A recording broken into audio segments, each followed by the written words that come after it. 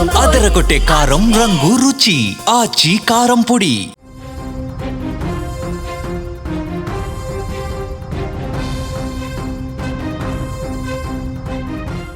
మహిళా కమిషన్ ఎదుట యాక్టర్ శివాజీ హాజరయ్యారు. శివాజీని కమిషన్ సభ్యులు విచారిస్తున్నారు. దండోరా మూవీ ఈవెంట్లో చేసినటువంటి వ్యాఖ్యల మీద కమిషన్ ప్రశ్నిస్తోంది. అలా ఎందుకు మాట్లాడాల్సి వచ్చిందని కూడా వివరణ తీసుకుంటున్నారు. సభ్యుల ప్రశ్నకు ప్రస్తుతం వివరణ ఇస్తున్నారు హీరో శివాజీ. గంటకు పైగా ఈ విచారణ అనేది కొనసాగుతుంది. హీరోయిన్ల దుస్తులపై వ్యాఖ్యల వెనుక ఉద్దేశాన్ని ఆరా తీస్తా ఉన్నారు అధికారులు. సినీ నటుడు శివాజీ తెలంగాణ రాష్ట్ర మహిళా కమిషన్ ఎదుట విచారణకు హాజరై తన వివరణ ఇస్తున్నారు. ముఖ్యంగా మహిళల వస్త్రధారణకు సంబంధించి ఆ రోజు ఆయన చేసినటువంటి వ్యాఖ్యలు వివాదాస్పదమయ్యాయి. అంటే మహిళలు బయటకు వచ్చినప్పుడు, ముఖ్యంగా సినిమాకి సంబంధించిన సెలబ్రిటీలు బయటకు వచ్చినప్పుడు వాళ్ళు హుందాగా చీరకట్టుతోనూ నిండుగా కప్పుకొని వస్తేనే బాగుంటుంది అని మాట్లాడుతూ, వాళ్ళు నిండుదనంగా ఉంటేనే బాగుంటుందని మాట్లాడితే అంతవరకు యాక్సెప్టెన్సీ ఉంటుంది. కానీ ఆయన మహిళను ఉద్దేశించి 2 అన్పార్లమెంటరీ వర్డ్స్ వాడారు. దాని మీద పెద్ద ఎత్తున విమర్శలు కూడా వచ్చాయి.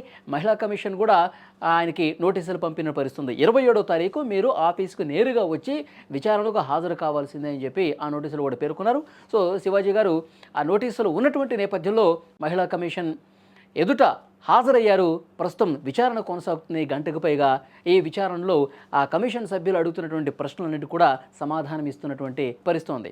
దండోరా సినిమా వేడుకలో ఎప్పుడైతే వ్యాఖ్యలు చేశారో అప్పటి నుంచి కూడా సినిమా ఇండస్ట్రీలో అనసూయ కావచ్చు, శ్రీపాద చిన్నమయ్య కావచ్చు, ఇంకొంతమంది శివాజీ మాట్లాడినటువంటి మాటలు, ఆయన పద్ధతి, ఆయన ఆలోచనని పూర్తిగా తప్పుపడుతున్నటువంటి పరిస్థితి. కానీ సోషల్ మీడియాలో శివాజీకి చాలా పాజిటివ్ రెస్పాన్స్ వస్తుంది. శివాజీ మాట్లాడిన దాంట్లో తప్పేముంది, శివాజీ కరెక్టే చెప్పాడు కదా, మహిళలు నిండుగా ఉంటేనే బయటకు వచ్చిన తర్వాత మన సంస్కృతికి అనుగుణంగా, మన సంప్రదాయాలకు అనుగుణంగా కొంచెం నిండుగా చీరకట్టులోనూ పద్ధతిగా ఉంటే బాగుంటుంది కదా, ఇదే కదా అని చెప్పింది. సరే 2 పదాలు అనుకోకుండా దొర్లై దానికి శివాజీ గారు కూడా క్షమాపణ చెప్పారు కదా. ఆ రోజు వెంటనే ఎప్పుడైతే విమర్శలు వచ్చాయో ఆ రోజు తర్వాత రోజే ఆయన క్షమాపణ చెప్పారు. మళ్ళీ ఇంకొకసారి నేను అలాంటి పదాలు వాడనని చెప్పారు.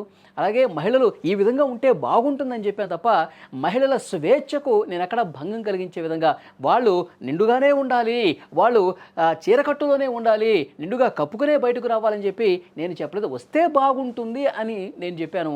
10 మంది చూస్తారు, 10 మంది బయట కలిసినటువంటి ప్రోగ్రామ్స్లో ఈ విధంగా ఉంటే బాగుంటుంది కదా, ఆ ఉద్దేశంతో అన్నాను తప్పించి వీళ్ళు ఇలాగే ఉండాలి, వీళ్ళకి ఈ స్వేచ్ఛ చాలు అని చెప్పి నేను ఎక్కడా మాట్లాడదని కూడా మళ్ళీ క్లారిటీ ఇచ్చే ప్రయత్నం చేశారు. అయితే 2 వర్గాలుగా విడిపోయినటువంటి వాళ్ళు, అనసూయకి సపోర్ట్ చేసేవాళ్ళు కొంతమంది ఉన్నారు, శివాజీ కరెక్ట్ మాట్లాడాడు అని చెప్పేవాళ్ళు కూడా ఉన్నారు.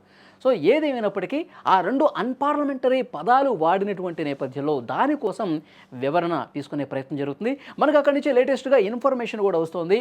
శివాజీ క్షమాపణ నేరుగా మహిళా కమిషన్ సభ్యుల ముందు కూడా ఆయన తన బాధను వ్యక్తం చేసినట్టుగా తెలుస్తుంది. ఇకపై భవిష్యత్తులో ఎప్పుడు కూడా నేను మహిళలను ఉద్దేశించి ఒక్క మాట కూడా నెగిటివ్గా మాట్లాడను. నా నోటి నుంచి కొన్ని పదాలు జారాయి. సో నేను దానికి చింతిస్తున్నాను, బాధపడుతున్నాను. భవిష్యత్తులో ఎప్పుడు కూడా మహిళలను ఉద్దేశించి చులకనగా నేను మాట్లాడను అని చెప్పి మహిళా కమిషన్ ఎదుట చాలా స్పష్టంగా హామీ ఇచ్చినట్టుగా తెలుస్తోంది. విచారణ ఇంకొద్దిసేపట్లో ముగిసే అవకాశం కనిపిస్తుంది. విచారణ ముగిసిన తర్వాత శివాజీ బయటకు వచ్చి ఏం మాట్లాడతారన్నది కూడా చూడాల్సిన అవసరం ఉంది.